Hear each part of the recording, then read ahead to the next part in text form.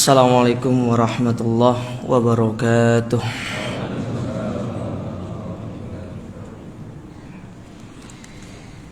Alhamdulillahi ala ihsani wa syukru lahu ala taufiqihi wa amtinani. Wa asyhadu an la ilaha illallah ta'ziman li sya'ni. Wa asyhadu anna Muhammadan ad-da'i ila ridwani. Allahumma salli wa sallim wa ala alihi wa ashabihi wa ikhwani. Kaum muslimin wal muslimat, para jamaah yang semoga senantiasa dirahmati Allah. Alhamdulillah, kita bersyukur kepada Allah Azza wa Jalla di pagi hari yang berbahagia ini. Allah Subhanahu wa ta'ala masih memberikan kita berbagai macam kenikmatannya. Kita diberikan kesempatan untuk masih bisa berdoa kepadanya dengan mengucapkan alhamdulillah alladzi ahyana ba'da ma amatana wa ilaihin nusyur, yang mana itu merupakan bentuk syukur kita kepada Allah atas kesempatan yang Allah berikan kepada kita di hari ini untuk kita bisa menambah pundi-pundi kebaikan kita sebagai bekal kehidupan kita di akhirat kelak.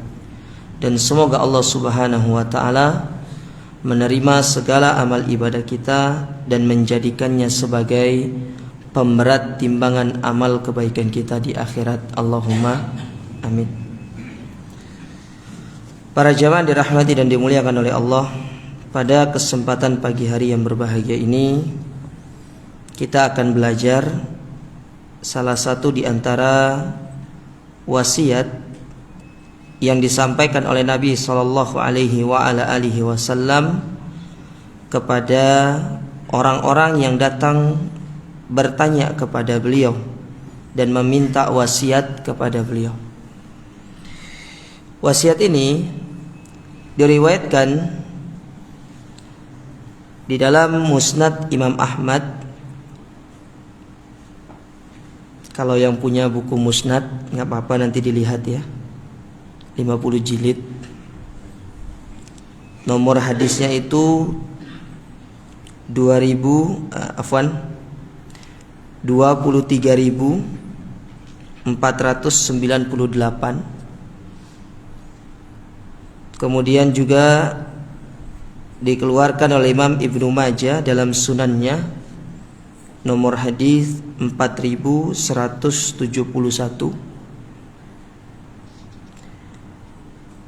Dan yang lainnya dari hadis Abu Ayyub Al-Ansari radhiyallahu taala anhu, bahwasanya Abu Ayyub menceritakan anna rajulan jaa ila Nabi sallallahu alaihi wasallam faqala, bahwasanya ada seseorang pernah datang kepada Nabi sallallahu alaihi wasallam, kemudian dia berkata, idni wa aujiz, ya Rasulullah, berikanlah aku nasihat dan ringkaslah. Dalam riwayat yang lain, alimni wa aujiz, ajarkan kepadaku beberapa perkara tapi dengan ringkas. Jadi dia minta nasihat yang ringkas, yang tidak panjang, padat. Dan itu memang salah satu dari kelebihan Nabi SAW. Sebagaimana dalam hadis riwayat Muslim, Nabi pernah menyebutkan tentang beliau itu diberikan beberapa hal, namun tidak diberikan kepada nabi-nabi yang lainnya. Di antaranya Nabi mengatakan, utitu jawami al-kalim, aku itu diberikan suatu keistimewaan yang disebut dengan jawami al-kalim. Apa itu jawami al-kalim? Kalimat yang pendek, kalimat yang ringkas, tetapi memiliki makna yang sangat padat. Jadi hadis-hadis Nabi SAW itu rata-rata pendek, tidak panjang. Ini yang sebagaimana disebutkan oleh Syekh Muhammad bin Shalih Al-Utsaimin. Beliau pernah mengatakan, kalamus salaf qalilul mabani katsirul ma'ani. Ucapan-ucapan orang terdahulu itu pendek, tapi kalau diambil pelajaran dari ucapan tersebut itu banyak sekali.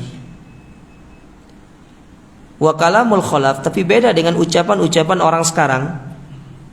Katsirul mabani qalilul ma'ani, banyak ngomong tapi maknanya ndak ada. Itu ucapan orang sekarang. Maka kita dapat di hadis-hadis Nabi SAW singkat. Dalam beberapa riwayat di dalam hadis arba'in Nabi mengatakan la taqdhab, jangan marah. Ya, la taqdhab, jangan marah. Dalam hadis yang lain, coba nanti dilihat dalam hadis arba'in, Nabi mengatakan la dirara wala doror, la dororo wala diror. Jangan kalian merusak diri kalian dan jangan merusak orang lain. Bahkan ada satu hadis Nabi SAW yang mana beliau itu sebenarnya ingin dikenal dengan hadis Abu Umair. Ketika Nabi menyapa Abu Umair, ingin menghibur Abu Umair, karena Abu Umair ini punya burung kecil, kemudian dia meninggal, burung itu mati gitu kan. Ya. Lalu Nabi SAW mendatangi Abu Umair seraya mengatakan, ya Abu Umair, ma fa'alan Nugair. Wahai Abu Umair, apa yang sedang dilakukan oleh Nugair? Nugair itu burung kecil. Lalu Imam Syafi'i ketika beliau menelaah hadis ini, beliau mengatakan, aku duduk semalaman untuk mengeluarkan beberapa pelajaran dari hadis ini, maka aku mendapati lebih dari 50 pelajaran yang aku bisa dapati, dan itu belum semua aku tuliskan, kata beliau. Nah, ini contoh Nabi SAW itu diberikan satu keistimewaan yang disebut dengan jawami'ul kalim. Ungkapan-ungkapan beliau atau nasihat-nasihat beliau itu ringkas, akan tetapi ketika dikeluarkan pelajaran, diambil hikmah dari pelajaran-pelajaran tersebut atau dari hadis-hadis tersebut, maka sungguh akan mendapatkan pelajaran yang banyak. Dan itu telah dihimpun oleh para ulama, tinggal bagaimana kita membaca saja. Nah, di antaranya hadis ini, orang ini datang kepada Nabi SAW dengan mengatakan, ya Rasulullah, berikan aku wasiat, berikan aku nasihat. Maka Nabi memberikan 3 buah nasihat yang sangat penting, yang mana nasihat ini tidak hanya berlaku bagi orang yang bertanya, tapi juga berlaku kepada kita-kita sebagai umat beliau yang datang belakangan. Taib, apa saja wasiat tersebut? Yang pertama, Nabi SAW mengatakan kepada orang ini, idza qumta fi salatik fasalli salatan muwaddi. Apabila engkau hendak melakukan salat, maka engkau harus memiliki sebuah keyakinan bahwasanya salat yang engkau kerjakan itu merupakan salat terakhirmu, salat orang yang akan berpisah dengan dunia ini. Artinya gimana jemaah sekalian? Andaikan kita tahu nih, ini sholat terakhir kita nih hari ini misalkan, atau nanti malam lah sholat isya ya. Andaikan antum tahu tadi nanti malam sholat isya itu sholat terakhir, setelah itu nggak ada sholat lagi. Pertanyaannya, kira-kira apa yang akan kita lakukan? Itu yang terkadang kita itu sering melupakan di dalam diri kita. Kita itu selalu beranggapan bahwasanya kita akan selalu dibangunkan oleh Allah di pagi hari untuk pergi ke masjid melaksanakan sholat subuh. Padahal ketika kita tidur, ketika kita mengatakan Bismikallahumma amutu wa ahya, kan cuma untuk pahami ayat itu apa? Doa itu dengan namamu aku mati. Jadi mati dulu baru hidup. Karena tidur itu adalah saudaranya kematian. Kata Nabi SAW, an-naumu akhul maut. Tidur itu merupakan saudaranya mati. Ketika seorang membaca doa, mempraktekkan adab-adab sebelum tidur, itu artinya dia sedang mempersiapkan dirinya kalau malam ini adalah malam terakhir dia, dan tadi sholat isya itu merupakan sholat terakhirnya. Nah sekarang nih, kalau seandainya itu merupakan benar-benar sholat terakhir kita, tidak ada lagi sholat subuh sudah, kira-kira apa yang akan kita siapkan? Sholat yang seperti apa yang akan kita lakukan. Nah, kondisi ini tidak hanya Nabi SAW perintahkan kepada kita hanya satu hari saja, tapi setiap hari. Ya, terus kita hadirkan di dalam diri kita. Kita selalu menganggap bahwasanya ini merupakan sholat terakhir kita. Sehingga apa implikasinya? Ketika kita menganggap ini adalah sebagai sholat terakhir kita, maka kita akan mempersiapkan sesuatu yang terbaik. Kita akan melakukan itu dengan maksimal. Kita akan mengerjakannya dengan yang lebih baik lagi daripada yang pernah sebelumnya kita lakukan. Mungkin dari sisi khusyuknya lebih khusyuk, dari sisi menghadirkan jiwanya lebih, dari sisi gerakannya, tumakninanya. Selama ini kan kita tuh menganggap kita sholat seperti biasa nih. Kita kan menganggap ya kan nanti ada lagi sholat-sholat setelahnya. Iya, itu kan anggapan kita, asumsi kita, boleh-boleh saja, silakan. Tidak ada yang melarang manusia untuk berasumsi, jamaah, nggak ada yang melarang. Ya, kalau bahasanya orang sekarang itu monggo antum berekspektasi, itu tidak ada yang larang. Tapi perlu diingat, terkadang realita itu tidak sesuai dengan ekspektasi kita, asumsi kita. Kita hidup di atas muka bumi ini kan ada batasannya, ada usianya. Benar Nabi mengatakan umur umatku itu antara 60 sampai 70 tahun. Nabi mengatakan demikian. Tapi Nabi memberikan sebuah, apa istilahnya, memberikan sebuah kata kunci di situ. Namun sedikit yang bisa sampai usia demikian. Artinya yang paling banyak itu tidak sampai usia demikian. Kalau kita kalkulasikan seluruh umat Islam ini,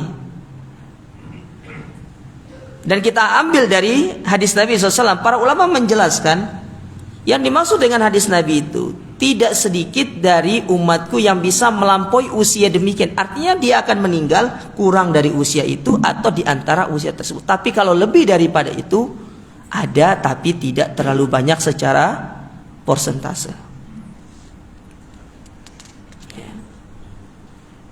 Sekarang kita berandai-andai dah ya. Andaikan nih, ini malam terakhir, sholat isya ini sholat terakhir, nggak ada lagi besok sholat subuhnya. Ya, apalagi yang saya besok mau pergi kajian ke sana, sholat subuh di sana, kajian di sana. Ya. Kira-kira apa yang sudah kita siapkan? Sholat kita ini pasti akan seperti apa? Itu kan yang harus kita tanamkan dalam diri kita. Karena kan selama ini tidak pernah, jarang di antara kita yang demikian. Ya, jarang di antara kita yang demikian. Nah, ini yang harus kita selalu hadirkan di dalam diri kita. Ya. Oleh karenanya Imam Syafi'i rahimahullah, beliau sering menasihati kita. Di dalam sebuah nasihat beliau yang ditulis dalam sebuah bait syair, beliau pernah mengatakan, tazawwad minat tuqa fa innaka la tadri idza janna al-lailu hal ta'ishu ilal fajr. Berbekallah kalian dengan ketakwaan, selalu isi hari kalian sebelum kalian menutup hari ini, malam ini, dengan kita istirahat. Kita disuruh untuk melakukan sebuah muhasabah diri, terutama dengan ibadah sholat yang kita lakukan. Dalam sebuah penjelasan para ulama yang lain terkait hadis ini, kenapa Nabi itu mengambil sholat? Karena sholat itu adalah ibadah yang kita lakukan setiap hari. Kenapa tidak mengambil zakat, tidak mengambil puasa, tidak mengambil haji, tidak mengambil ibadah yang lainnya? Satu alasannya, sholat itu adalah amal yang sering dilakukan. Ini yang pertama.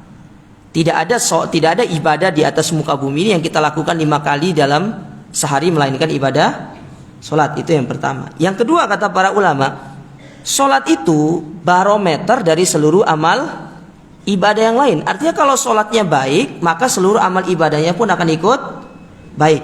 Ya. Makanya Nabi kenapa mengambil sholat. Ya. Sehingga dalam urutan rukun iman, setelah Nabi menyebutkan tauhid, amal yang paling disuruh untuk kita melakukannya adalah ibadah sholat. Nah, Kata Imam Syafi'i, berbekallah kalian dengan ketakwaan. Karena apabila sudah malam datang menyelimuti kehidupan kalian, malam datang untuk kalian istirahat, kalian tidak tahu apakah kalian akan bisa hidup sampai esok pagi atau tidak. Tidak ada yang tahu. Makanya tadi saya bilang, semua manusia itu boleh memiliki asumsi, ekspektasi, silakan, nggak ada yang larang kok. Antum mau berencana silakan. Bahkan Nabi SAW pernah menggambarkan tentang bagaimana rencananya manusia itu dengan sebuah kotak. Ya, jadi kotak dibuat, titik di tengahnya ditarik garis. Rencana manusia itu jauh melampaui titik itu, melampaui kotak itu. Lalu Nabi katakan kotak itu adalah usia manusia, titiknya itu adalah manusia itu sendiri. Sementara garis yang panjang ditarik itu merupakan angan-angan manusia yang sangat panjang sekali. Bahkan sudah dipetakan berdasarkan usianya. Umur 30 saya punya harus begini, umur 40 harus begini, 50 harus begini, 60, 70, 80 sampai. Ya. Diperencanakan semuanya dengan matang. Ya, bahkan perencanaan-perencanaan tersebut disertai dengan apa yang harus dia lakukan, tindakan seperti apa yang realnya. Dia rumuskan semuanya. Sampai umur 80 tahun. Dia berharap sudah 80 tahun sudah, saya tidak mau lagi. Ternyata belum sampai setengah, baru umurnya 40 tahun dia sudah dipanggil sama Allah Ta'ala. Nah, Nabi ingin mengingatkan kepada kita dalam setiap ibadah sholat kita ataupun ibadah-ibadah yang lainnya. Bukan hanya sholat jamaah sekalian, termasuk di dalam kita menuntut ilmu, di dalam kita berzakat, berinfak, bersedekah, berbuat baik kepada orang, ya, kepada tetangga, kepada masyarakat, kepada orang tua, kepada pasangan kita, kepada yang lainnya. Kita disuruh untuk menghadirkan ini dalam diri kita. Jangan pernah hal ini hilang dalam diri kita. Andaikan ini adalah kesempatan saya untuk melakukan kebaikan yang terakhir kali, maka kebaikan seperti apa yang harus saya kerjakan untuk kita itu menghadap Allah Subhanahu wa Ta'ala setelah itu. Karena ingat, Nabi SAW beliau pernah menyebutkan sebuah hadis, dan nanti coba antum lihat hadis ini di dalam sebuah buku yang berjudul Mujibatul Jannah fi Dha'il Kitabi was Sunnah. Kalau terjemahannya itu 62 amalan pembuka pintu surga. Di situ ada satu poin yang dibawakan oleh penulis, oleh Syekh Abdullah bin Ali Al-Ju'aitsin. Beliau menyebutkan salah satu ciri orang itu dikatakan masuk surga ketika dia meninggalkan dunia ini dalam kondisi namanya harum dan disebut-sebut sama orang sebagai orang baik. Ya. Dan itu akan terlahir ketika kita mempersiapkan diri kita dengan sebaik-baiknya sebelum hal itu datang kepada kita. Yaitu sebelum, ya, nih, kita kan menghadirkan dalam hati kita nih. Ya, oh hari ini ketika seolah-olah ini sholat terakhir saya harus ngapain? Atau mungkin satu minggu ini adalah satu minggu terakhir saya harus ngapain nih? Ya, bukan dalam rangka untuk membuat orang itu supaya pamrih sama kita atau memuji kita, bukan itu. Karena itu akan secara otomatis Allah akan jadikan kita itu menjadi harum namanya. Ingat, ingin menjadi harum di hadapan manusia bukan dengan melakukan hal-hal yang konyol. Tapi Allah memiliki cara tersendiri untuk mengharumkan nama hamba-hambanya bagi hamba-hamba yang taat kepadanya. Coba lihat para ulama kita, nama mereka harum sampai sekarang. Orang-orang soleh seperti Uwais Al-Qarni harum sampai sekarang namanya, padahal dia bukan orang yang memiliki ilmu, maksudnya tidak seperti orang-orang yang terkenal dengan keilmuannya, bukan itu Uwais Al-Qarni itu. Dia harum namanya, diharumkan sama Allah Ta'ala karena kebaikan, karena amal soleh yang dia lakukan, bukan karena dia memiliki karya tulis seperti Imam Bukhari, seperti Imam Muslim, ya, seperti para ulama-ulama yang lainnya, seperti Imam Malik misalkan, bukan seperti itu. Ya, bukan dia memiliki karya tulis seperti itu, tapi dia adalah orang yang sangat soleh, dia taat kepada Allah, dia punya orang tua, dia taat kepada orang tuanya.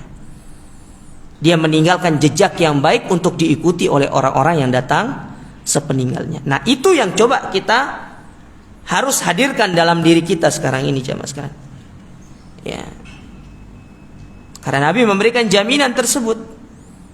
Kalau orang itu ya dibicarakan dengan kebaikan oleh orang lain, lalu ketika dia meninggal dunia orang banyak bersaksi bahwasanya dia orang baik, demi Allah saya bersaksi dia orang baik, dia adalah orang yang sering sholat di masjid, dia adalah orang yang sering menuntut ilmu, dia adalah orang yang sering membantu orang lain, dia orang yang memiliki akhlak yang baik. Sebanyak orang yang bersaksi tentang kebaikan-kebaikan orang ini, karena memang dia mempersiapkan dirinya sebelum hal itu datang kepadanya, sebelum kematian itu datang kepadanya, karena dia menganggap bahwasanya setiap dia beribadah itu seolah-olah ini adalah ibadah terakhirnya, sehingga dia memaksimalkan kondisi demikian.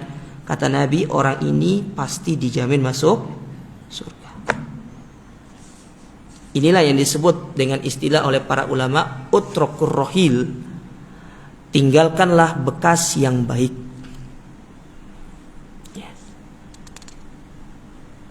Baik, kita kembali ke sini. Nih, ya jemaah, kalau misalkan ini kesempatan terakhir kita, nuntut ilmu terakhir, sholat subuh terakhir, setelah itu tidak ada sholat duhur sudah.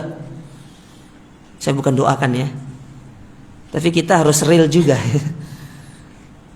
Kita ini kan berjalan sesuai dengan takdir kita. Kita sekarang ini menjemput takdir. Kira-kira apa yang akan kita persiapkan? Sholat subuh tadi, oh ya Ustaz kan baru dapat hari ini materinya Ustaz. Kira-kira masih ada kesempatan nggak buat zuhur nanti? Ya udah antum doa dulu. Siapa tahu ada kesempatannya kan. Nah, inilah yang dipraktekkan oleh para sahabat. Kenapa para sahabat itu mereka tuh semangat dalam ibadah? Ya. Tidak usah kita tanya tentang ibadah yang wajib mereka itu. Tidak usah kita tanya tentang ibadah yang wajib. Ibadah yang sunnah, luar biasa mereka itu, masya Allah. Sunnahnya luar biasa. Kalau wajib nggak usah ditanya. Para sahabat yang wajib sudah luar biasa. Yang sunnahnya masya Allah, seperti mengerjakan ibadah yang wajib. Kita kebalikannya, mengerjakan ibadah wajib seperti mengerjakan ibadah sunnah. Terus sekarang dikerjakan dan dia sudah sholat ya sholat, enggak ya enggak. Padahal nanti ketika sudah mau sakaratul maut menyesal.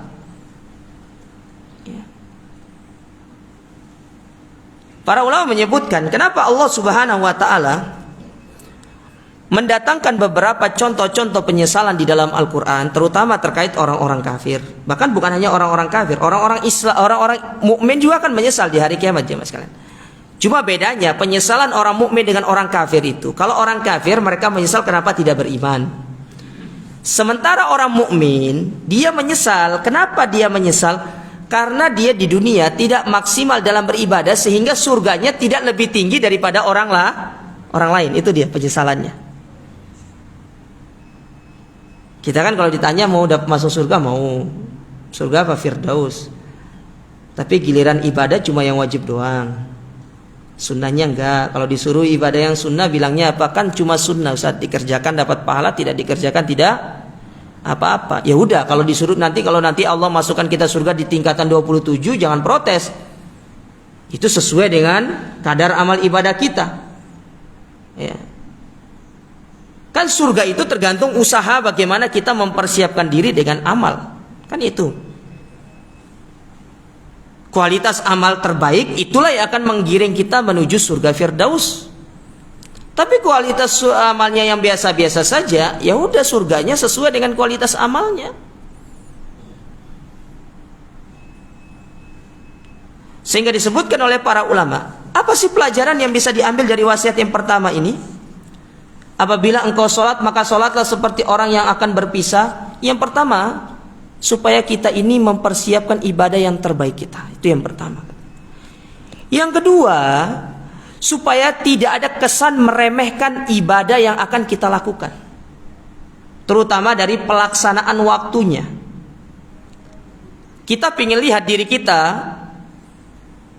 ya, menjaga kualitas ibadah itu jamaah sekalian, bukan hanya ketika pelaksanaan, misalkan sholat ya, bukan hanya bagaimana sholatnya, rukunya, itu benar bagiannya, tapi ada bagian yang paling kita sering tidak sadari bahwa itu merupakan salah satu barometer kualitas ibadah sholat kita. Apa itu? Nabi mengatakan afdalul a'mali as-sholatu ala waqtiha. Amal yang baik itu adalah sholat tepat,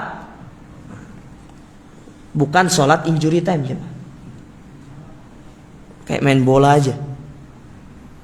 Apa sih sholat injury time itu? Ya kalau sudah sholat wassalamualaikum di masjid baru sholat. Nah, itu sholat injury time namanya. Taib. Para ulama menyebutkan kenapa kita harus sholat tepat waktu. Apa faedahnya? Satu, itulah yang bisa menjaga kehusuan kita karena waktunya panjang. Antum mau sholat sepanjang apapun terserah antum. Ya. Tapi antum bayangkan orang yang sholatnya itu di akhir waktu. Satu, tidak khusyuk. Dua, tidak tumaknina. Yang ketiga, pasti sholatnya akan buru-buru. Kalau sudah demikian, hilang satu aja tumaknina, sholatnya sah atau tidak? Tidak sah aja. Tumaknina itu rukun sholat. Rukun, antum meninggalkan rukun itu tidak bisa diganti dengan sujud sahwi. Berbeda dengan antum meninggalkan yang wajib. Wajib sholat antum bisa ganti dengan sujud sahwi, tapi rukun tidak ada, batal sholatnya. Tumaknina itu rukun loh. Makanya Nabi pernah menyebutkan dalam sebuah hadis yang diriwayatkan Imam Tabrani, apa kata Nabi SAW? Innar rajula la yusolli sholatan sittina sana falam tuqbal lahu sholat. Ada orang sholat 60 tahun tapi tidak diterima sholatnya, satu pun tidak diterima sama Nabi, sama Allah Subhanahu. Ditanya sama para sahabat, alasannya kenapa? Maka Nabi menyebutkan alasannya. Yutimmu ruku'ahu wa la yutimmu sujudahu. Yutimmu sujudahu wa la yutimmu ruku'ahu. Orang ini sholat, satu, rukunya benar tapi sujudnya tidak benar. Sebaliknya rukunya tidak benar, sujudnya yang benar. Gara-gara itu tidak diterima sholatnya. Bagaimana kalau orang tersebut tidak secara tumaknina dalam setiap gerakan? Baca Al-Fatihahnya, ya, baca ayatnya. Ayat itu memang bukan termasuk bagian yang wajib sholat. Antum baca ayat nggak apa-apa, itu sunnah. Perhatikan, baca surat pendek itu sunnah. Antum baca dapat pahala. Tidak baca tidak apa-apa, tapi jangan dipraktekkan ketika sholat jahar. Insya Allah antum ditinggalkan sama jamaahnya. Ada imam, ya, selesai baca Al-Fatihah langsung ruku, kabur nanti. Ya. Jangan dipraktekkan kalau itu. Memang secara hukum baca surat pendek itu merupakan sunnah, bukan wajib. Ya, bukan wajib, sunnah. Ya. Ya terus gimana orang yang sholatnya misalkan ndak rukunya ndak lurus, kemudian ndak tumaknina. Padahal sebenarnya ukuran tumaknina itu gampang. Ukuran tumaknina itu hanya membaca doa setiap gerakan sholat itu sudah dikatakan tumaknina. Ya. Sudah dikatakan tumaknina. 60 tahun gak diterima sholatnya. Nah terus kita gimana sekarang ini?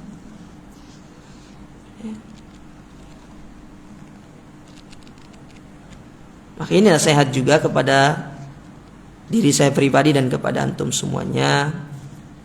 Ya. Perlu sekiranya untuk benar-benar memperhatikan hal ini. Ya. Mungkin kalau sholat yang wajib kita tidak bisa, istilahnya tidak bisa semau kita, karena kalau sholat berjamaah seperti ini, ya, itu kan kita harus melihat kondisi jamaah yang lain, karena ada orang yang tua, apalagi ada orang yang punya urusan, ya, yang mana kita harus meringankan sholat tersebut karena orang akan melakukan urusannya. Tapi giliran antum sholat sendiri dalam kondisi sholat sunnah, antum terserah antum mau ngapain, mau panjangnya seperti apa, nggak ada masalah. Mau satu rakaat itu antum baca satu Al-Quran itu nggak ada masalah. Tapi masalahnya kuat atau enggak itu sih sebenarnya.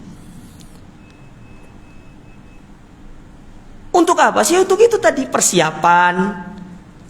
ya, untuk kita menghadap Allah Ta'ala dengan ibadah kita, dengan sholat kita. Karena sebagaimana saya sebutkan di awal tadi, sholat itu barometer amal kebaikan kita yang lainnya. Sedekah antum baik, puasa antum baik, zakat antum baik, yang lainnya baik, itu tergantung sholatnya. Oleh karenanya Nabi SAW pernah satu ketika ada melihat orang yang sholat di Masjid An-Nabawi. Nabi sedang ngobrol, dia sholat. Ya, diperhatikan sama Nabi, ternyata orang ini sholatnya tidak tenang, tidak tumaknina. Datang kepada Nabi SAW, memberikan salam. Apa kata Nabi? Pergi engkau sholat lagi karena engkau belum sholat. Sholat lagi dia. Setelah sholat datang lagi. Nabi bilang sholat ulang. Setelah yang ketiga kali baru nyerah. Saya tidak tahu sholat yang benar ya Rasulullah. Ajarkan saya. Maka Nabi menyebutkan, begini kalau sholat itu ya begini, itu makninanya diperhatikan, bacaan Al-Qur'annya ya secara tartil, ya bukan dengan satu nafas. Antum satu nafas itu bukan ingin sedang lomba menahan nafas di dalam air ya, baca Al-Fatihah itu. Baca Al-Fatihah itu dengan tenang, sambil kita itu benar-benar memahami isinya. Karena di dalam Al-Fatihah itu kita sedang curhat sama Allah Ta'ala. Ketika seorang mengatakan iyyaka na'budu wa iyyaka nasta'in, ya Allah, kepadamu aku menyembah dan kepadamu aku mohon pertolongan. Itu apa jawaban Allah Ta'ala kepada kita? Kata Allah Subhanahu wa Ta'ala, untukku apa yang dipujikan oleh hambaku kepadaku, dan untuknya apa yang dia minta. Seolah-olah kita sedang bilang sama Allah Ta'ala, ya Allah, aku punya masalah ini, aku punya problem dalam hidup ini. Aku datang kepadamu, aku mengadukan kepadamu, aku minta solusi. Memang bahasanya antum tidak ngomong, ya Allah, aku ini punya masalah begini. Tapi dengan kita mengatakan iyyaka na'budu wa iyyaka nasta'in, Allah sudah paham apa yang menjadi tujuan kita, apa yang menjadi keinginan kita di dalam sholat kita. Makanya di dalam beberapa ayat Al-Quranul Karim, ketika kita punya masalah, apa yang Allah perintahkan kepada kita? Ista'inu bis sabri was sholat. Karena sholat itu merupakan hubungan yang sangat dekat antara kita dengan Allah. Kalau hubungan yang sangat dekat saja itu tidak baik, kurang baik kita lakukan, tidak dengan ya sesuatu yang sangat luar biasa kita kerjakannya dengan ibadah yang istimewa, bagaimana dengan yang lainnya? Sementara kita sering berinteraksi dengan Allah Ta'ala dalam sholat kita. Kan kita dialog sama Allah Ta'ala itu. Dialog kita sama Allah Subhanahu wa Ta'ala. Nah, ini diingatkan kepada kita, diperintahkan oleh Nabi SAW kepada kita, kalau kita sholat, sholatlah seperti orang yang akan meninggalkan dunia ini. Sholat terakhir sudah. Ya. Ini wasiat yang agung jamaah kepada kita. Dan memang kalau kita membaca hadis-hadis Nabi SAW, bahwasanya wasiat Nabi yang terakhir itu adalah wasiat tentang diantaranya tentang sholat. Karena ada beberapa wasiat Nabi yang terakhir yang diantaranya tentang sholat. Kemudian tentang masalah budak. Kita tidak ada budak sekarang ini, ya. Kecuali kalau antum ikut perang misalkan, ya, ada perang.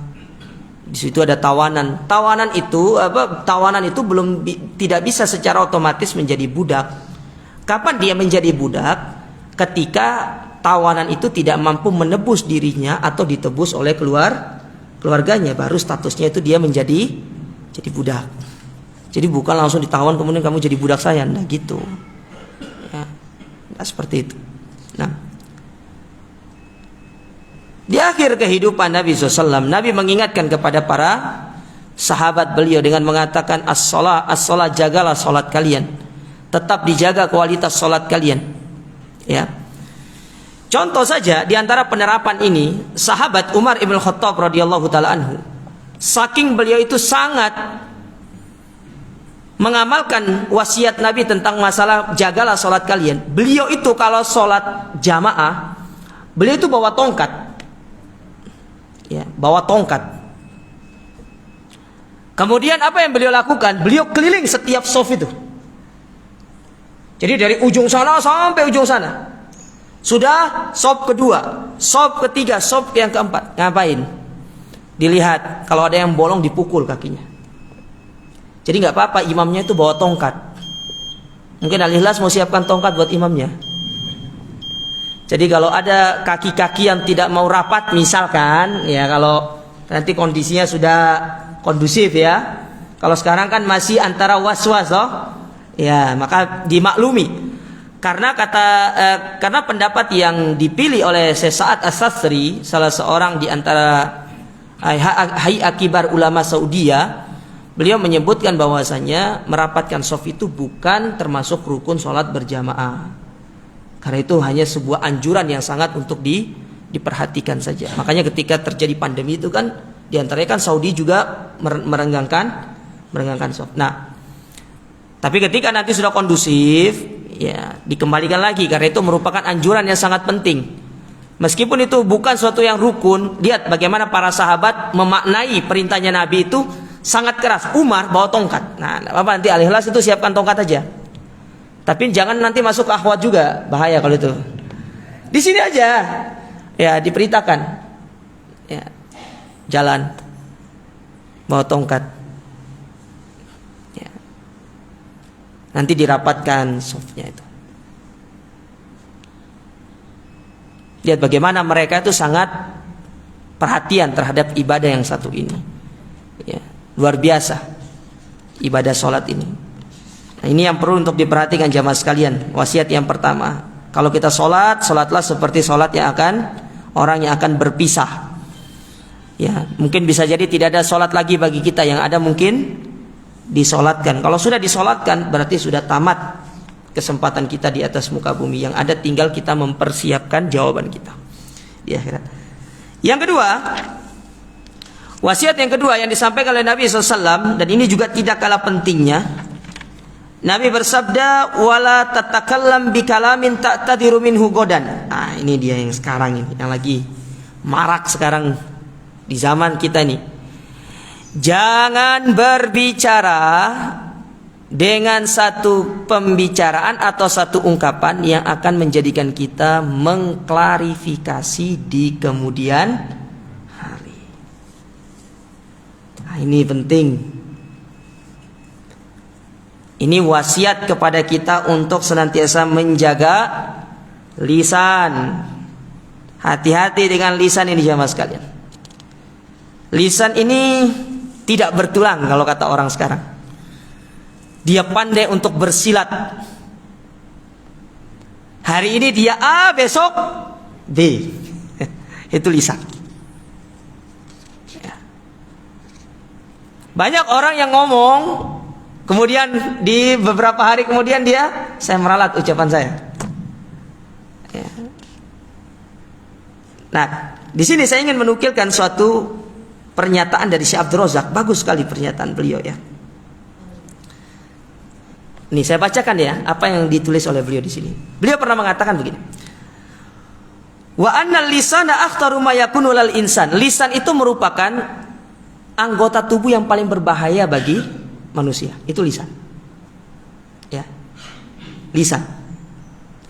Kalau antum tanya jamaah sekalian ya, antum mengaudit diri antum dari seluruh anggota tubuh ini, yang paling banyak melakukan perbuatan dosa itu lisan. Yang paling banyak jenis dosanya itu tempatnya di mana? Lisan. Tangan, kita absen satu-satu coba. Tangan dosanya apa? Ngambil, megang, ya toh? Ngambil sesuatu yang bukan milik dia, megang kepada sesuatu yang diharamkan. Apa lagi? Mukul, ya, itu masuk ke dalam bentuk kedzaliman itu secara umum. Ya, jotos orang segala macam itu ya. Nampar itu kedzaliman. Telinga mendengarkan sesuatu yang haram, mata melihat kepada yang haram, kaki berjalan ke tempat yang haram, ya.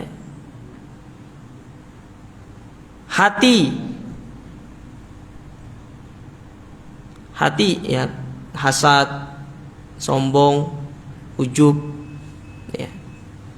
Lisan, ya, kita tidak ngomong hati, itu beda hal itu. Ya. Lisan jamaah sekalian, gibah, namimah, apalagi mencela, dusta, kesaksian palsu, apa meneh? Menyebarkan kebohongan, memberikan orang lakop dengan lakop yang tidak baik. Ya. Banyak lisan itu. Ia membicarakan keburukan orang, hasad, menggibah segala macam. Ya. Kemudian berbicara dalam urusan-urusan yang dia tidak punya ilmu, yang disebut dalam istilahnya Nabi SAW itu rajulun tafi, itu orang yang tafi, yang tidak punya kemampuan yang mumpuni. Yatakallam fi amril namun berbicara dalam urusan-urusan yang seolah-olah dia punya ilmu dalam masalah itu. Itu lisan tempatnya.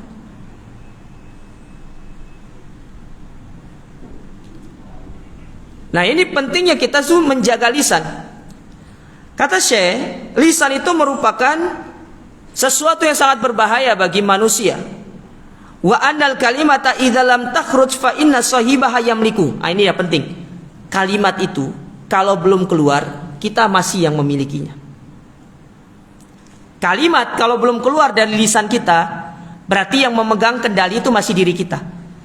Amma idza kharajat min lisanihi malakathu wa tahammalat tabiatiha. Tapi kalau sudah diucapkan, maka kalimat itu ya akan mengontrol diri kita. Paham nggak maksudnya? Kalau belum kita ngomong, kita masih punya kehendak, kita mau ngomong atau tidak. Dan akibatnya belum ada. Tapi kalau sudah kita ngomong, hati-hati. Maka kalimat itu yang akan menentukan kita ini dicap baik atau tidak oleh orang lain. Makanya Allah Subhanahu wa taala mengingatkan kita dalam surat Qaf apa? Ma yalfidhu min qaulin illa ladaihi raqibun atid. Tidaklah yang keluar dari lisan manusia dicatat sama malaikat itu. Baru untuk ngomong dicatat sama malaikat. Apalagi kalau sudah ngomongnya itu panjang kali lebar, ngalor kali ngidul. Terus ngomongnya itu tidak baik, yang isinya cuma celaan sama orang, menggibah orang muslim, orang mukmin. Perhatikan aja Pak ya. Gibah orang, jangankan orang mukmin, orang kafir antum tidak boleh gibah. Haram hukumnya menggibah orang kafir itu. Tapi sebelumnya ada dua hal yang boleh antum perhatikan. Ada gibah yang boleh, ada gibah yang nggak boleh. Ya. Kalau gibah yang nggak boleh itu, yaitu kita menggibah apa yang menjadi aib orang, keburukan orang yang harusnya kita tutup, itu kita jadikan sebagai konsumsi publik, itu tidak boleh, haram hukumnya. Apalagi antum mencari-cari kesalahan orang itu untuk antum jadikan bahan gibah. Allah sebutkan di dalam surat Al-Hujurat, wala tajassasu wala yaghtab ba'dukum ba'd. Jangan saling-saling mencari kesalahan itu, jangan. Ya, dan jangan saling menggibah. Jangankan orang mukmin, orang kafir aja tidak boleh. Antum punya tetangga orang kafir misalkan, antum gibah dia, haram hukumnya jangan. Tidak boleh. Dilarang. Lihat bagaimana Islam itu ya, sangat menjaga yang namanya harga diri seorang manusia. Tidak boleh antum gibah dia. Iya. Itu gibah yang tidak boleh. Tapi ada gibah yang boleh. Apa itu gibah yang boleh? Menyampaikan kesalahan-kesalahan seorang dai yang itu mengajak kepada kesesatan. Ingat, sesatnya bukan aibnya. Antum harus bedakan antara aib dengan sesat. Ya. Karena terkadang ada sebagian dai ketika menyampaikan tentang kritik terhadap seorang dai, bukan yang disorot itu sesatnya, tapi aibnya itu yang salah. Yang disampaikan itu kesesatannya, penyimpangannya, bukan aib pribadinya. Tolong dicatat ini jamaah, biar nggak salah. Ya. Bukan yang disebarkan aibnya, bukan. Para ulama ketika mengkritik orang-orang yang menyimpang, ya, mengkritik orang-orang yang menyimpang dari manhaj yang lurus, dari akidah yang lurus, mereka tidak menyebut aibnya. Contoh, Wasil bin Atha itu menyimpang dari akidah yang lurus, dari akidahnya Hasan al-Basri, tapi tidak disebutkan aibnya Wasil bin Atha. Apa aibnya Wasil bin Atha itu? Wasil bin Atha itu punya aib, dia tidak bisa huruf R, dia cadel orangnya. Tapi tidak dijadikan sebagai bahan untuk diolok-olok, digibah oleh para ulama. Enggak, hanya disebutkan penyimpangan dari sisi agama, akidahnya. Kita ini enggak adil namanya dalam mengkritik orang, dalam menyampaikan masalah ini.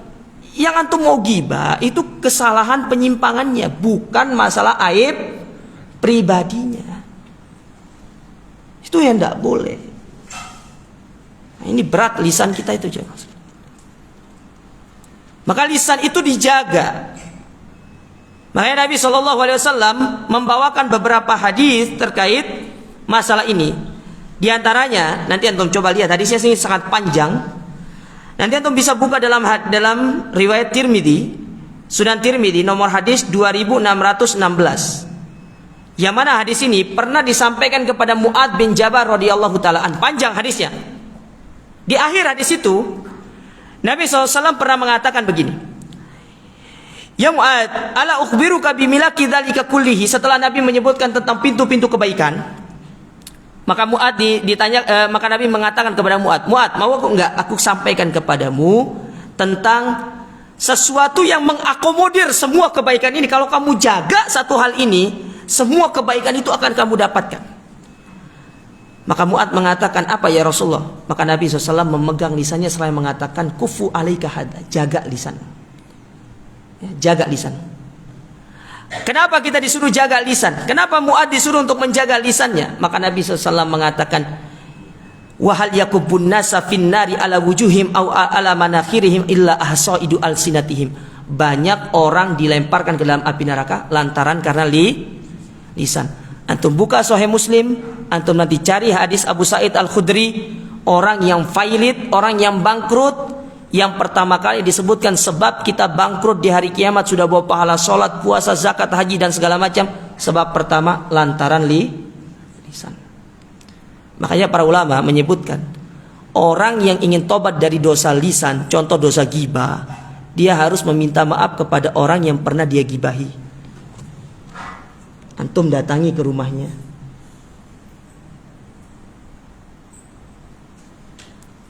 datang ke rumahnya, mohon maaf saya pernah ghibah kamu.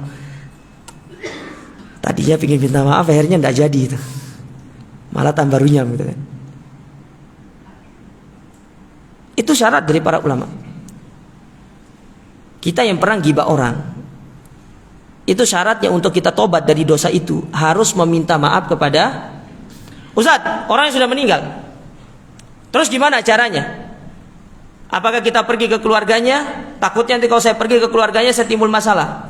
Ya udah, solusinya berarti antum bersaksi kepada orang lain atas orang itu adalah orang yang baik.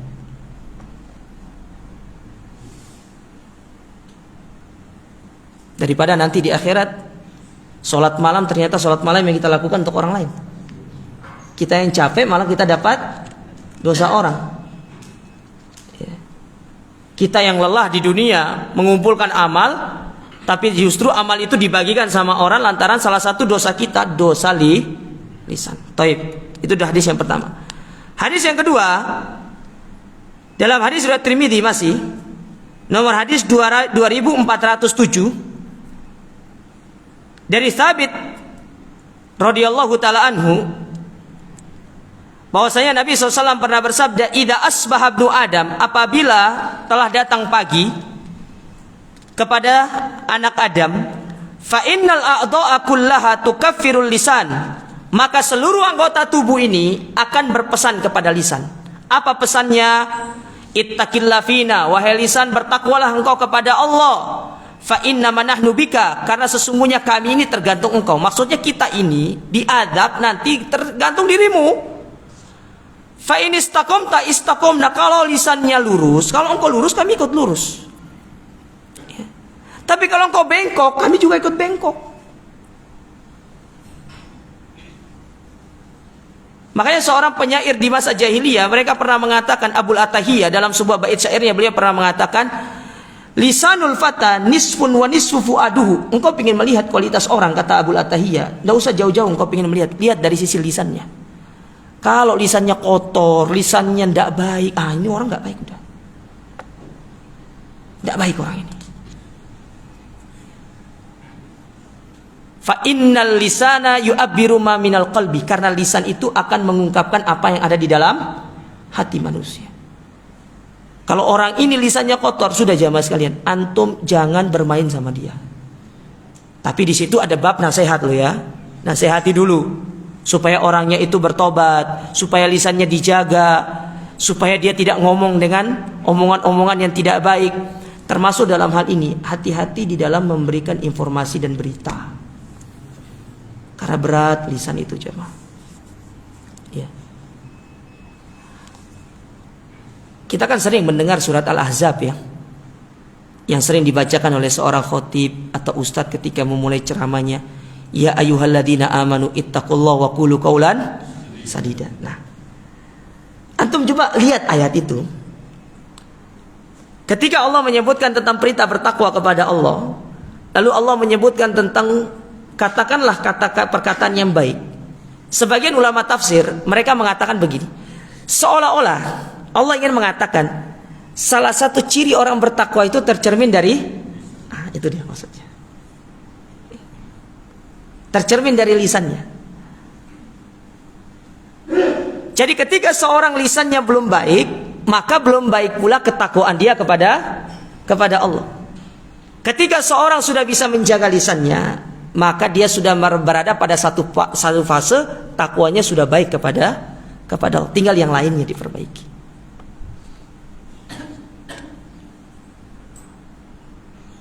Nah, itu hadis yang kedua. Nih hadis yang ketiga. Banyak hadisnya masalah lisan ini jemaah. Wakil sekali. Ya. Hadis yang ketiga, hadis riwayat Bukhari Muslim. Imam Bukhari nomor hadis 6018. Sedangkan Imam Muslim nomor hadis 47 dari hadis Abu Hurairah radhiyallahu ta'ala. Apa kata Nabi SAW?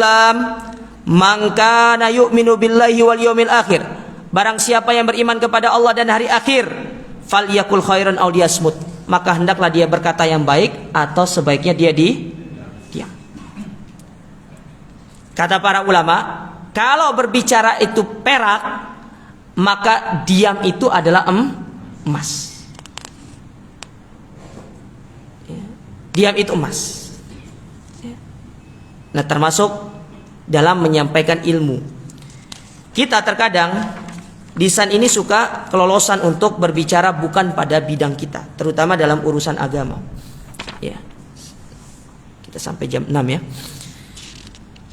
Bukan pada bidang kita, termasuk dalam urusan agama. Saya ingin mengambil analogi. Antum ketika antum tidak punya ilmu jamaah sekalian.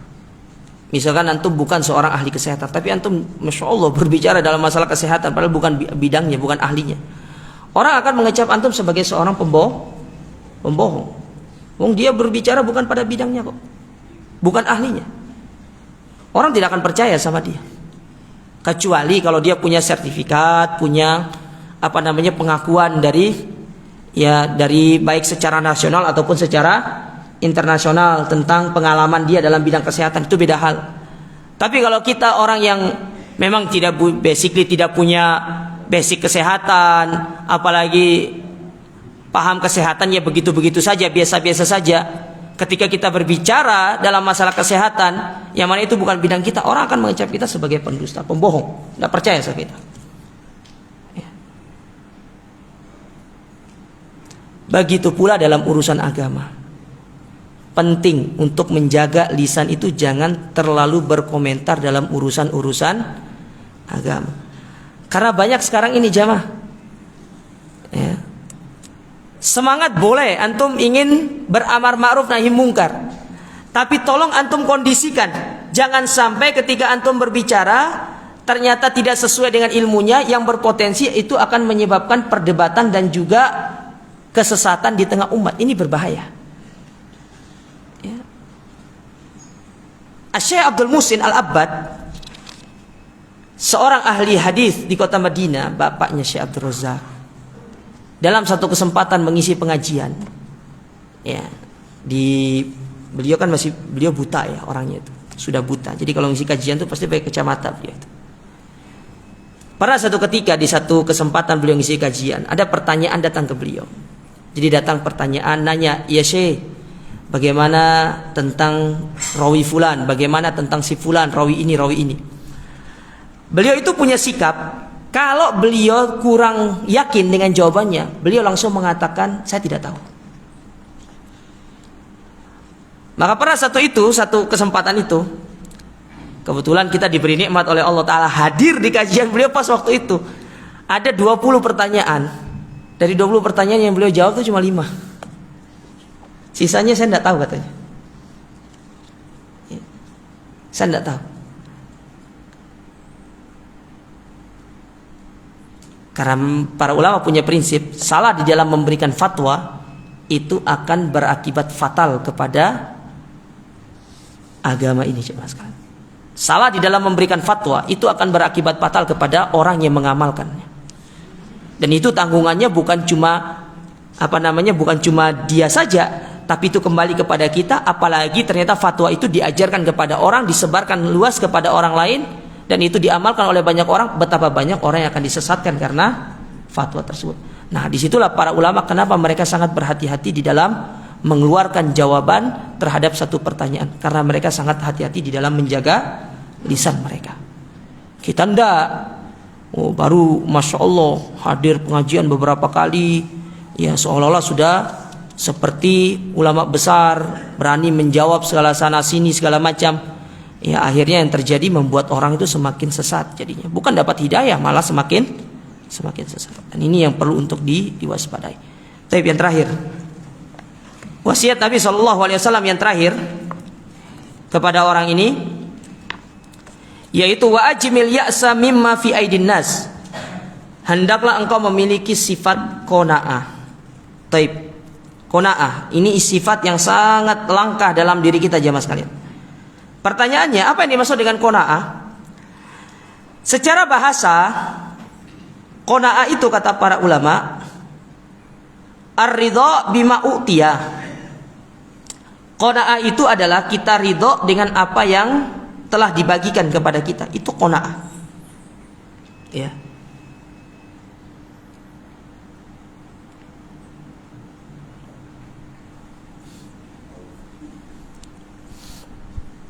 Qanaah secara bahasa artinya ar-ridha bima u'tiya.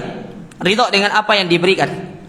Sedangkan secara istilah, qanaah itu sebagaimana disebutkan oleh para ulama, di antara Imam As-Suyuti, beliau pernah mengatakan al-qanaatu, qanaah itu adalah ar-ridha bima qassamallahu ta'ala alaina, yaitu kita ridho dengan apa yang sudah Allah bagikan kepada kita min rizki dunia, dari rizki dunia.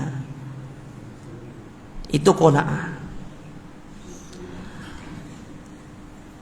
Apa bedanya qanaah sama syukur? Saya tidak bawa hadiahnya ini. Apa bedanya qanaah sama syukur? Antum sering dengar syukur kan? Apa bedanya qanaah sama syukur?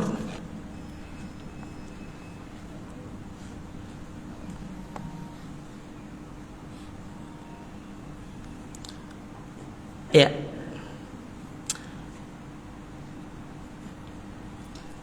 Qanaah sama syukur kata para ulama adalah dua kata. Kalau dia disebutkan salah satu, maka dia mencakup kedua-duanya. Misalkan antum sebut syukur, maka masuk ke dalamnya adalah qanaah.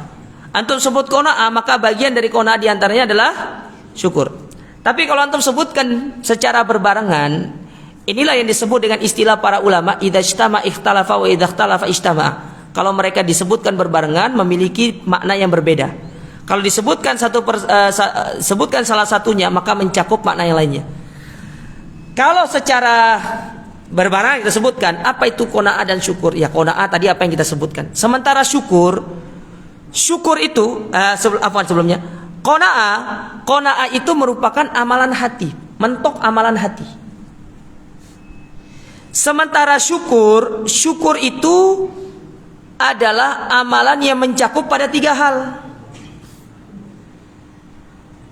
Ya. Saya ulangi. Qanaah itu adalah amalan yang mentok pada amalan hati. Jadi hati itu yang qanaah jemaah, bukan lisan.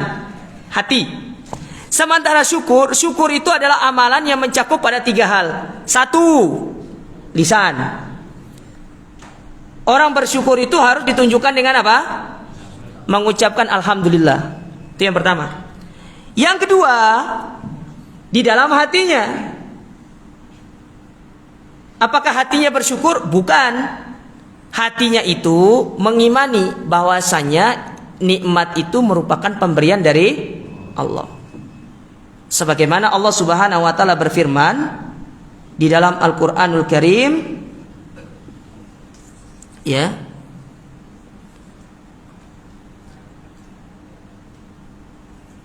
Di dalam Al-Qur'anul Karim, di dalam surat An-Nahl ayat yang ke-53 kata Allah Ta'ala, wa ma bikum min nikmatin faminallah. Tidaklah apa yang ada pada diri kalian dari nikmat, maka itu semuanya datang dari Allah. Nah, ini termasuk dalil tentang syukur dengan hati. Kita harus meyakini dengan hati kita bahwasanya nikmat ini bukan karena skill, bukan karena kemampuan, bukan karena pengalaman, bukan karena ini segala macam. Dan perlu dipahami, skill, pengalaman, kemampuan itu juga merupakan nikmat dari Allah. Jadi kita dapat nikmat double sebenarnya. Dapat rizki duniawi dari skill kita, itu sebenarnya itu merupakan juga nikmat dari Allah yang harus kita syukuri. Sedangkan yang ketiga, syukur itu mencakup amal perbuatannya. Kalau qanaah Anda cuma hati doang. Kalau syukur harus diwujudkan dalam bentuk perbuatan. Contohnya, orang diberikan nikmat kesehatan. Gimana realnya setelah dia bersyukur dengan lisan, sementara setelah dia mengungkapkan dengan hatinya, dia mengakui dengan hatinya ini adalah kenikmatan dari Allah. Realnya seperti apa? Sehatnya itu dijaga, jangan dirusak, jangan mengkonsumsi hal-hal yang bisa merusak kesehatan. Ya, menjaga pola makan, digunakan untuk ibadah kepada Allah. Jangan nanti pas sakit baru mau sholat, giliran sudah sehat ndak sholat. Wah, aneh kita ini. Giliran sakit, ya Allah saya pengen sehat, saya pengen sholat. Giliran sudah sehat, malas juga. Karapnya manis ini opo sih sebenarnya. Iya. Diberikan nikmat harta. Gimana cara bersyukurnya? Sudah dengan lisan, sudah dengan hati. Berinfak, membantu yang membutuhkan, dibelanjakan sesuai dengan apa yang disyariatkan, jangan boros. Ya. Kan saya kerja, iya, antum kerja kan dari Allah Ta'ala juga. Kita bisa kerjakan kesempatan dari siapa? Antum sakit bisa kerja enggak? Enggak ada, bisa lah. Makanya ketika dapat harta dibelanjakan dengan baik. Hartanya dibelanjakan dengan baik, diinfakkan, digunakan, dimanfaatkan segala macam. Itu namanya bersyukur dengan harta kalau punya harta. Ya. Pokoknya segala nikmat itu, waktu luang, gimana caranya waktu luang? Ya jangan dipakai untuk hanya sekedar melamun waktu luang itu. Padahal Allah sudah memberikan sebuah kunci, kata kunci, fa idza faraghta fansab. Ingat, para ulama memberikan sebuah nasihat kepada kita. Ketika kita tidak menyibukkan diri kita dengan ketaatan, pasti setan akan menyibukkan kita dengan maksiat. Tapi ingat, sebelum kita terjatuh ke dalam kemaksiatan, setan akan membisikkan kita dengan perkara-perkara yang mubah sebelumnya. Nanti saya akan sebutkan perkataan Ibnu Qayyim, ada 7 pintu yang menyebabkan manusia itu diganggu sama setan. Terakhir nanti saya sebutkan. Taib, qanaah itu merupakan ibadah yang sangat agung jamaah sekalian. Ya. Dan dalil-dalil yang memerintahkan kepada kita untuk qanaah itu sangat banyak sekali. Contoh di dalam Al-Qur'anul Karim, Di antara dalil yang menyuruh kita untuk qanaah seperti dalam surat Az-Zumar pada ayat yang ke-36, kata Allah Subhanahu wa taala, "Alaisallahu bikafin abdahu?" Bukankah Allah yang mencukupkan segala kebutuhan hambanya?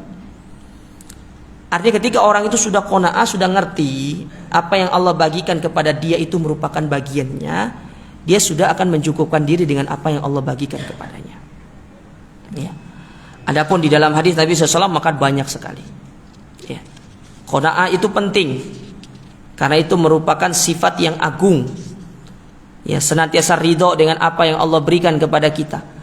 Sehingga dari sini dalam masalah harta, dalam masalah rizki duniawi, yang jadi barometer itu jangan orang di atas, tapi orang di bawah. Ya, kita ini suka menjadikan orang yang kaya itu sebagai barometer kita dalam masalah dunia. Jangan. Hasan Al-Basri rahimahullah, beliau pernah memberikan sebuah nasihat kepada kita. Kalau antum tidak bisa melewati orang dalam urusan dunia, maka antum punya satu potensi untuk bisa melewatinya dalam urusan akhirat. Ya, pasti itu. Ya, pasti bisa. Tinggal bagaimana mau semangat saja.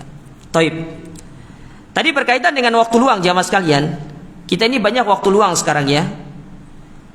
Hendaklah dimaksimalkan, karena tatkala waktu luang itu tidak dimanfaatkan dengan kebaikan, pasti akan dimanfaatkan oleh syaitan untuk melakukan keburukan, untuk menjerumuskan kita dalam kemaksiatan. Nah, berbicara tentang maksiat, berbicara tentang kebinasaan, berbicara tentang keburukan, setan itu punya 7 pintu untuk menjerumuskan manusia ke dalam kebinasaan. Yang pertama, pintu syirik. Jadi kita akan digoda oleh setan itu melalui pintu syirik. Itu yang pertama. Jadi kita akan disesatkan melalui pintu kesyirikan. Yang kedua disebut dengan pintu kebid'ahan atau pintu perkara baru dalam urusan agama. Makanya banyak orang yang ketika melakukan perkara baru dalam urusan agama tidak tobat karena dia itu kemakan bujukan syaitan. Karena syaitan itu lebih senang kepada perkara baru dalam urusan agama dari perkara maksiat. Orang sadar dirinya maksiat, tapi tidak sadar kalau melakukan urusan baru dalam agama. Yang ketiga, pintu dosa besar. Ya, pintu dosa besar. Yang keempat, pintu dosa kecil. Kalau ini semua orang sadar. Yang kelima, keenam, ketujuh ini yang terkadang kita tidak sadar. Yang keenam, apa itu yang keenam? Kita itu dibuat berlebih-lebihan melakukan perkara yang mubah. Mana contoh perkara yang mubah yang sering dilakukan secara berlebih-lebihan? Apa Pak? Makan. Saya tidak mau ngomong sebenarnya, tapi beliau yang ngomong. Main bola termasuk itu. Gini lah, contoh ya, main bola, sepeda itu boleh. Tapi kalau jenengan main bola dari pagi sampai malam boleh enggak?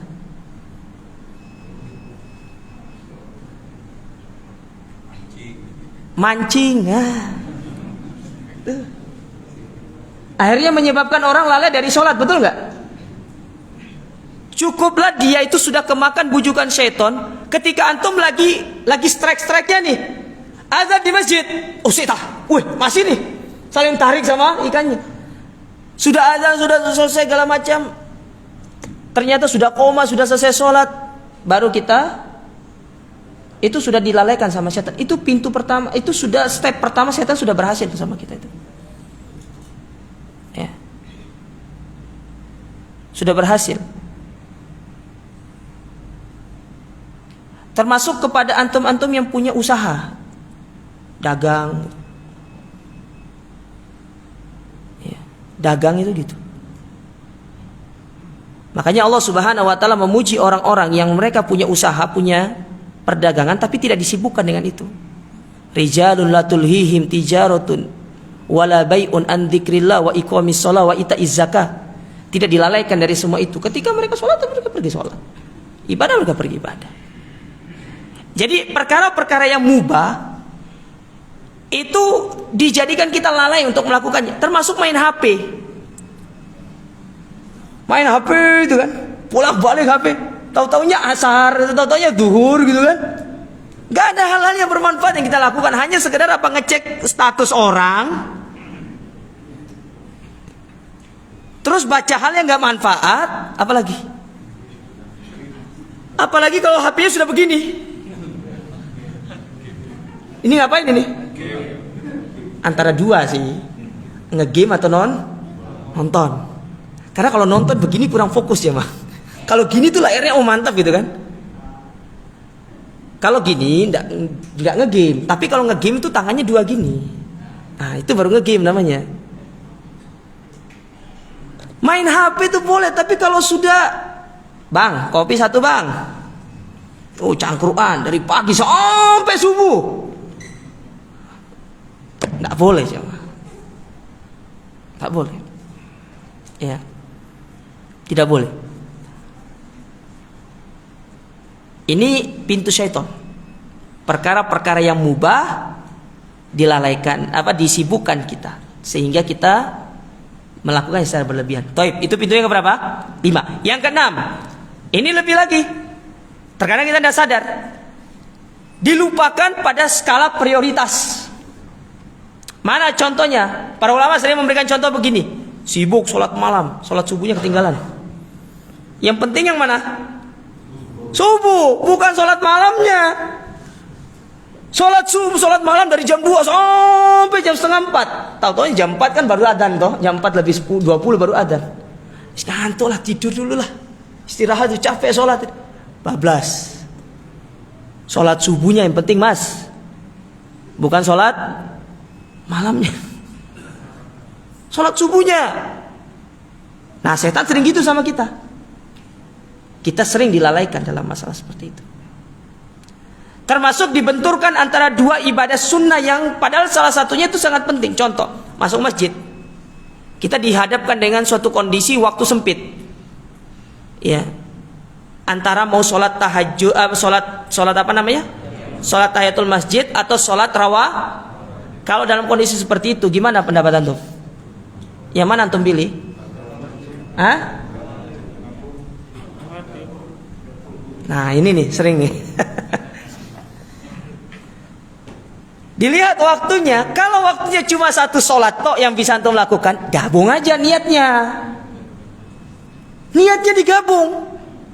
Tapi syaitan suka membisikkan kita apa? Tidak apa-apa, waktunya masih cukup kok. Ya, akhirnya apa? Dipecah sholat tahiyatul masjid dulu. Ya. Padahal sebenarnya jamaah sekalian, dalam kondisi itu rawatib itu lebih utama dari tahiyatul masjid ya. Rawatib itu lebih utama daripada tahiyatul masjid. Ya. Kecuali kalau antum datangnya 30 menit sebelum qomat, nggak apa-apa. Ya.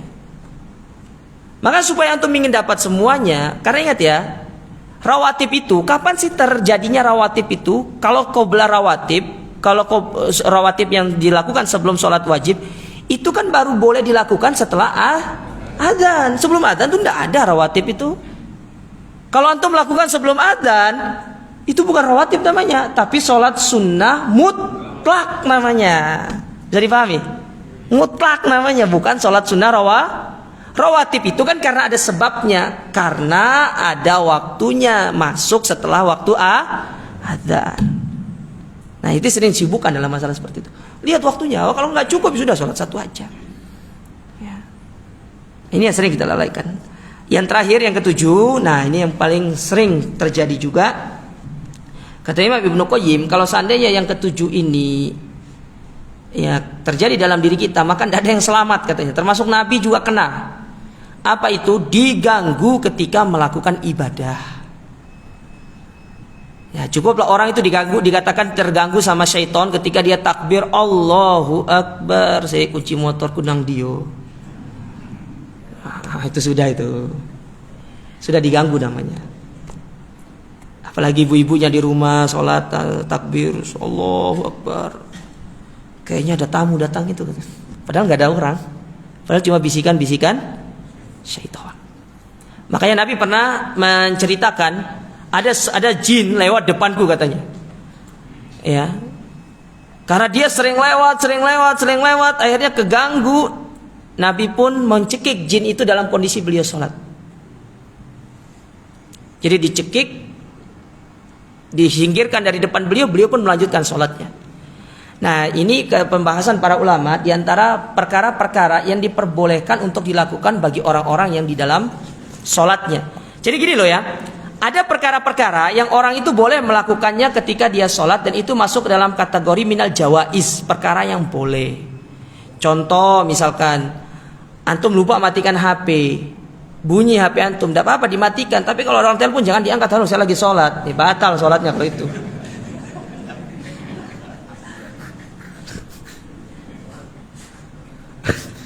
Lagi.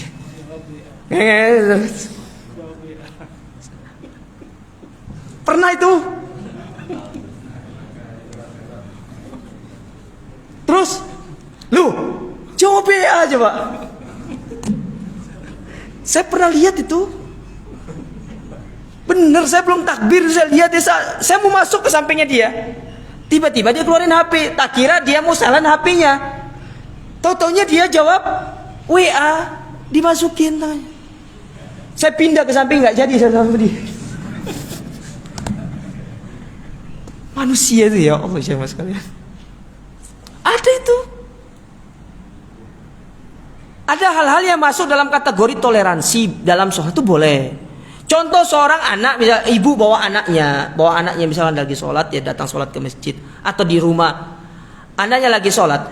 Misalkan anaknya di belakang nih, anaknya ranjang ya, ibunya di depan sini, anaknya nangis gak apa-apa, diangkat itu, gak apa-apa.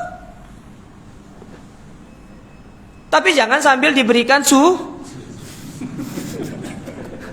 nggak boleh kalau itu. Diangkat sekedar untuk ditenangkan, itu boleh, diperbolehkan. Antum bawa anak sholat, anaknya nangis, daripada nangisnya itu akan mengganggu konsentrasi orang sholat, antum diperbolehkan untuk mengangkat, menggendong dia, diperbolehkan. Tapi kalau sekiranya memang tidak bisa tenang, diperbolehkan untuk membatalkan sholat dan keluar.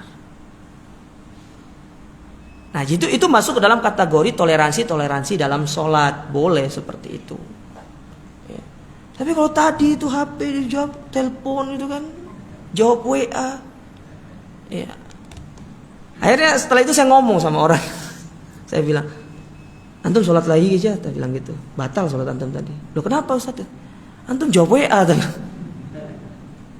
Akhirnya sholat lagi dia. Sholat lagi deh. Ya nggak boleh lah jawab balas WA gitu kan. Nggak boleh seperti itu. Kalau sekedar untuk silent toh boleh. Tapi kalau untuk balas, apalagi balas komentar netizen di media sosial, ya jangan. Ya. Baik. Nah ini ya yang mungkin bisa disampaikan pada kesempatan berbahagia ini. Semoga apa yang disampaikan ini bermanfaat. Ya. Kita akhiri dengan doa kafaratul majlis. Subhanakallahumma rabbana bihamdika asyhadu an la ilaha illa anta astaghfiruka wa atubu ilaik. Wassalamualaikum warahmatullahi wabarakatuh.